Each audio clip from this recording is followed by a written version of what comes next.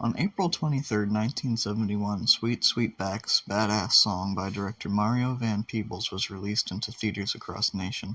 Months later, on July 2nd, Shaft, directed by Gordon Parks and starring Richard Roundtree, arrived in theaters, thus officially starting the blaxploitation craze of the 1970s.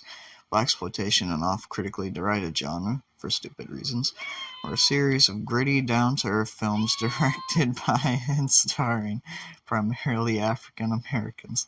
They were hugely popular for obvious reasons, number one being the indication of a cultural shift at the time. Black people weren't just side characters or perpetually stuck in melodramas anymore. They could be heroes, villains, spies, private eyes, vampires, Frankensteins, cowboys, and ninjas.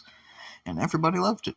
Gritty and often funnier than most mainstream affair at the time, the genre was booming and saw the birth of countless stars from Jim Kelly to Pam Grier to Rudy Ray Moore. But like the prior decade's monster film craze and the slasher boom of the 80s, it eventually died down with only sporadic entries here and there, or on some occasion loving parodies. But then something fantastic happened. On Christmas Day of 2012, director Quentin Tarantino released Django Unchained for the public to see, and see it they did. Benefiting from its director's admiration of the genre, as well as some of the best actors money can buy, the film was a hit and saw the re-evaluation of a lot of the films typically deemed so bad they're good that came out during the blaxploitation craze. The film was so popular it's the only other film Tarantino has done where fans are actively clamoring for a sequel. People want to see Django come back. And what if I told you I have the next best thing and it's only 20 chapters long? I'm talking about the cult action manga Blaster Knuckle, the Django Unchained of manga. Now, the manga follows Victor Freeman, no relation, a man who wanted for a series of grisly murders in the post-Civil War South. However, anyone that actually met Mr. Freeman and lived to tell the tale would tell you the truth. Victor's not a murderer, he's a hunter, and what does he hunt? Monsters. Monsters in the form of man. Beasts that take advantage of our various fears and prejudices to devour us, and that's right, Victor Freeman hunts congressmen. Corny ass nigga. Alright, I'm fucking with y'all. It's just demons. He kills demons in the Wild West. Now, just a heads up, the manga was not popular. It got axed after 20 chapters and has an open ending, but despite all that, I would seriously recommend giving it a read. For starters, our main character, Victor, is just a blast to read. He's almost like Boss and... Yep, I'm just gonna call him Boss. And Guts from the Black Swordsman arc did a fusion dance. Even got the explosive right hand from Berserk 2. I love the action here, from the really well done shootouts to Freeman's boxing style. My favorite little moment is from the initial confrontation with Alex, where the windmill kicks up dust and keeps going faster and faster and faster till they eventually draw, only for their fight to destroy the windmill and part the dust that surrounded them. It's super good stuff, really cinematic. Another really good moment comes earlier on where he dodges a whole bunch of meat hooks to deliver a right hook directly into one of the demons. The author Shizuya Wazari later did Cestus, a Roman boxing manga, and I'm surprised no one talks about it because I'm super curious to see how he treats boxing in that manga.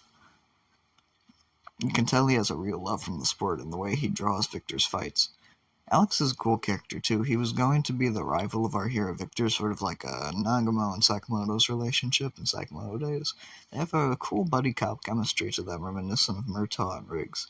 It's unfortunate that we couldn't have gotten more with them. The monsters are the weakest part of the story. You hate them, yes, and the mayor is decent enough as a starter villain, even if he feels like a ripoff of this asshole from Berserk. I feel it really fails to capitalize on making them truly awful for most of the series. Monsters act colorblind, which makes sense sort of since they view us all as food, not people, but it does get annoying that more often than not the henchmen are written to be more despicable than the villains. In the Black Swordsman arc of Berserk, you immediately get how awful this guy is based on how everyone talks about him, and only a few words during a scant 2 pages. You don't really get that with Blaster Knuckle's mayor, because it's less about him and more about the general mistreatment of the black man in the South during the 1800s. Admittedly, this works thematically with what the series was trying to do, but doesn't help capture the audience's attention when your big villain not only doesn't look any different from the last villain, but also doesn't have any memorable line of dialogue or sinister speech or something of the sort. It's very interesting seeing a Japanese man tap into the very potent racial tensions of the era with such captivating intensity. This page sticks with me because it can be read literally as Victor talking to monsters, but also metaphorically referring to the clan and various white people of the era who Victor inevitably has a grudge against. It's delivered with such intensity, I almost picture was already dressed like this when he was writing it. I wish that the series had lasted longer, not only so I could have more to talk about, but so I could have had more to read. More Western adventures, more daring escapes, more sun-scorched shootouts on the desert land. But no, all I have is a nice, fun, short little 20-issue comic that has an incredibly open ending that sees Victor and his best friend kill a blood demon. That's all I got for y'all today. I'll see y'all in the future. Peace out.